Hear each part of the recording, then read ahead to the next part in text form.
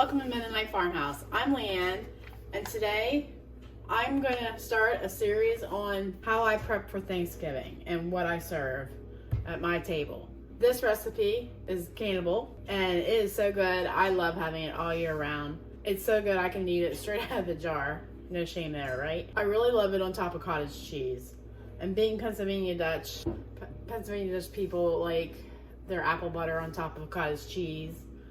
And there's a fancy term for that. I don't speak Dutch, so I don't know how to pronounce it. But anyway, it's called Cranberry Apple Pear Relish. Let's go over the ingredients. You need 3 cups of fresh or frozen cranberries. You can just buy a bag of 12 ounce. Just make sure you rinse them before you use them.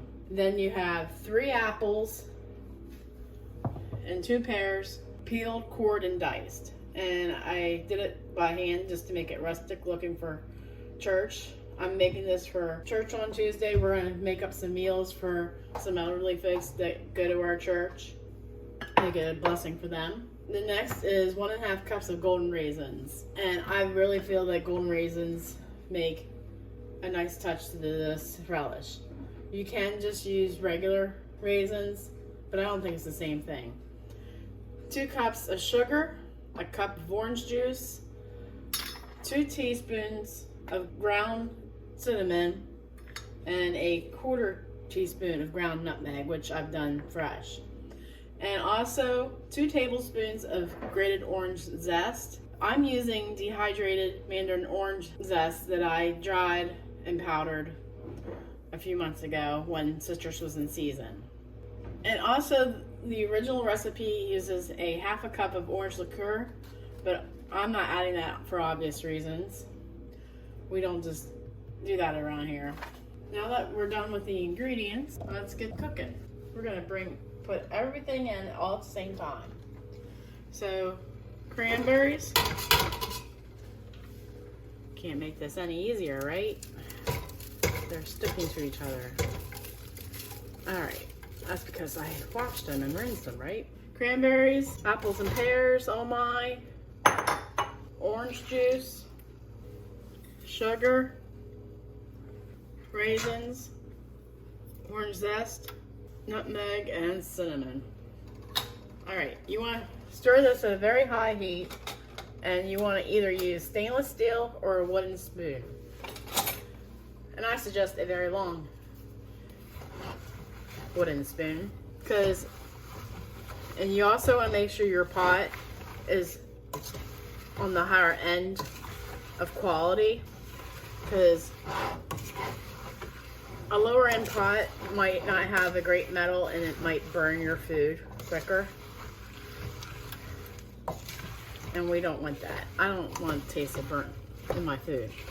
All right, we're going to bring this to a high temperature, and we're going to bring this to a boil.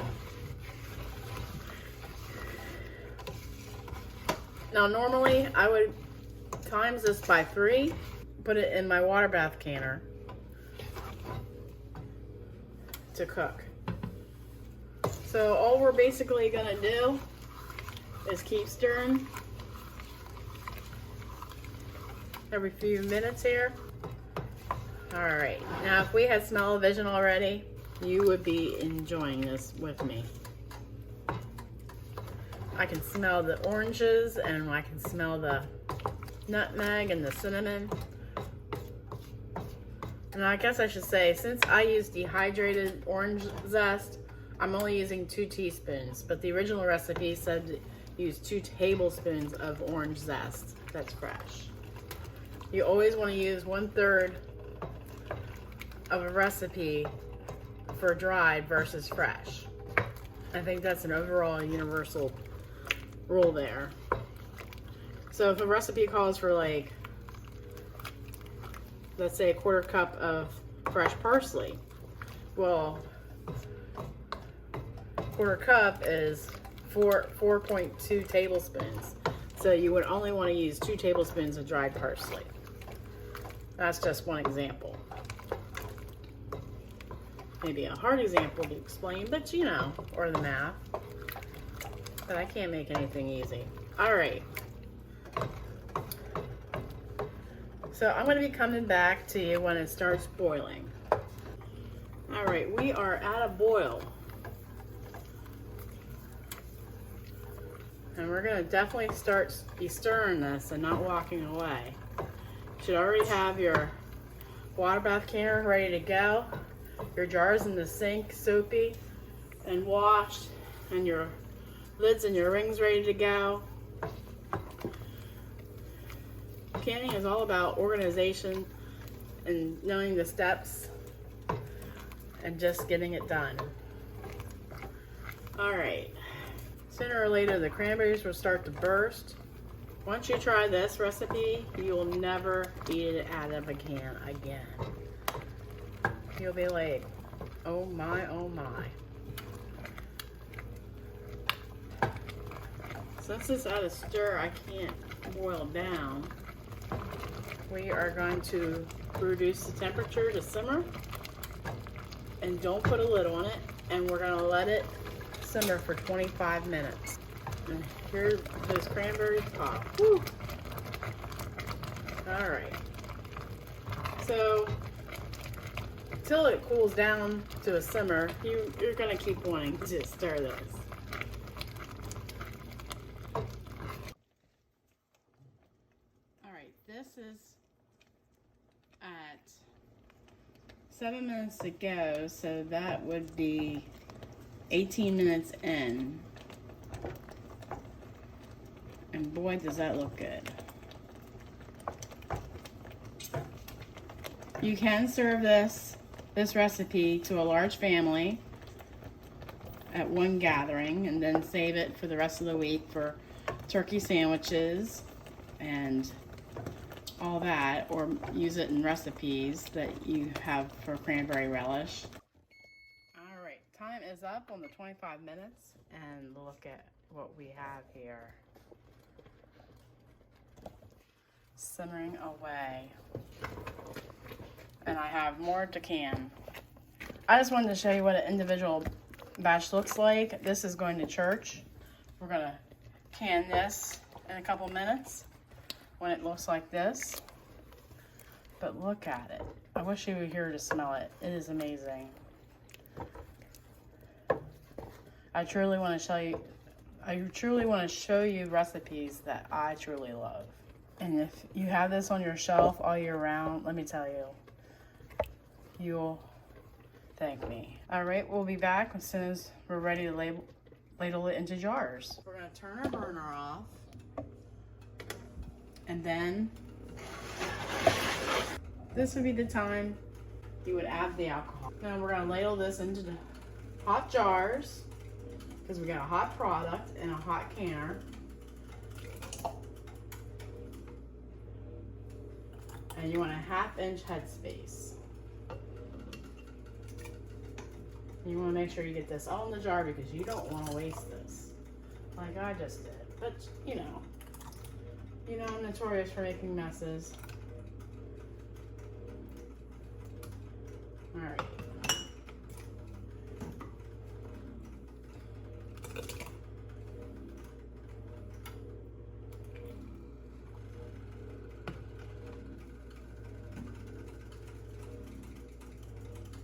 Now I'm learning, since I'm not perfect, none of us are. If you want to can something new, make it just one batch and see if you like it. Because we all have things that we like and love or hate. So do yourself a favor and make sure you just do one batch and not go hog wild, as I might do when I find a new recipe. All right, we need the bubble, checked our headspace. And you can tell I have restaurant fingers because this jar is hot. And we're just gonna put it in the canner. I think we need a little bit more. And if you're an inexperienced canner, this might be something you want to start with. Because for one, it's a water bath recipe. And it's just basically heating up the ingredients and putting it in the jar. What can be any easier?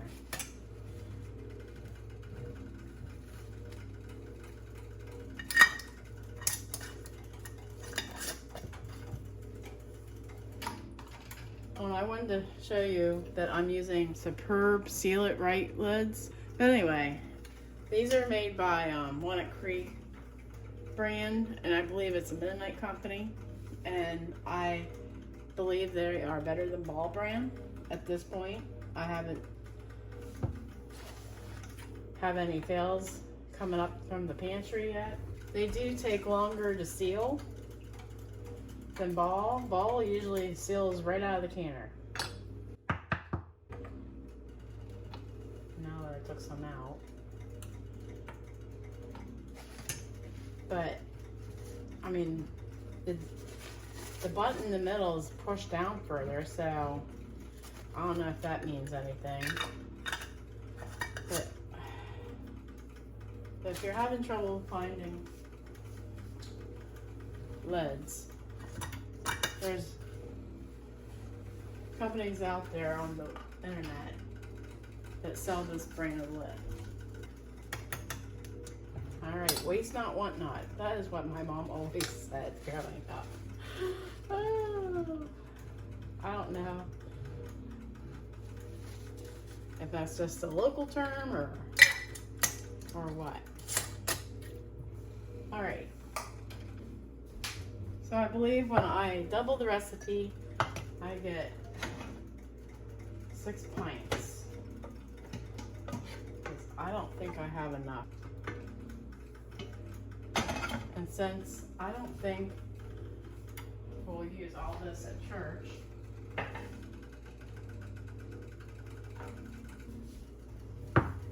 I am going to take out of that one.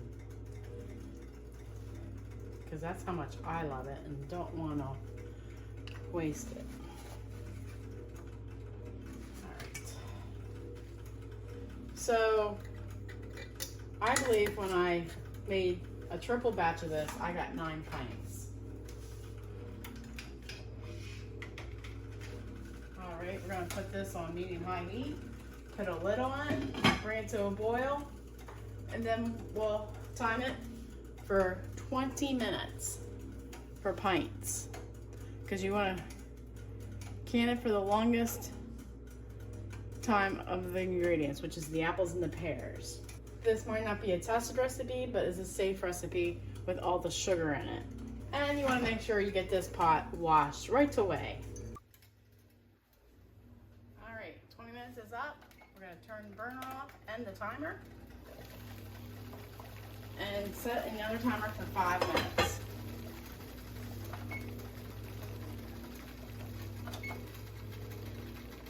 And we'll be back when 5 minutes is up. Alright, our time is up.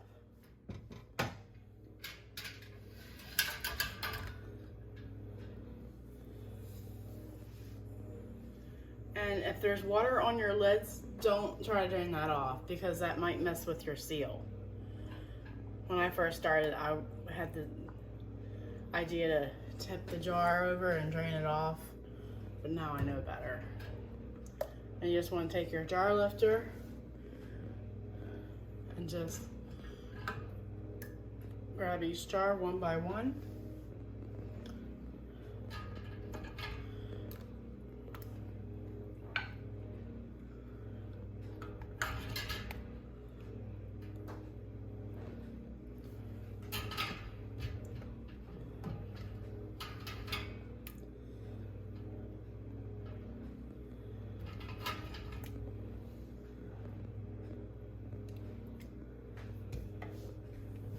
Alright folks, there you have it.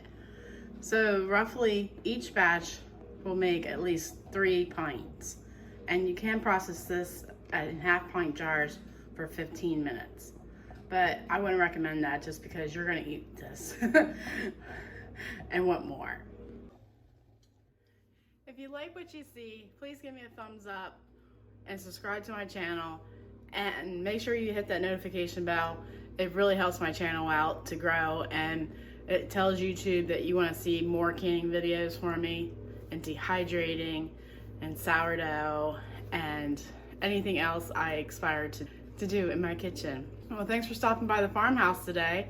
Appreciate you visiting. Continue to enjoy your loved ones and be thankful this month for we're celebrating Thanksgiving, and God bless.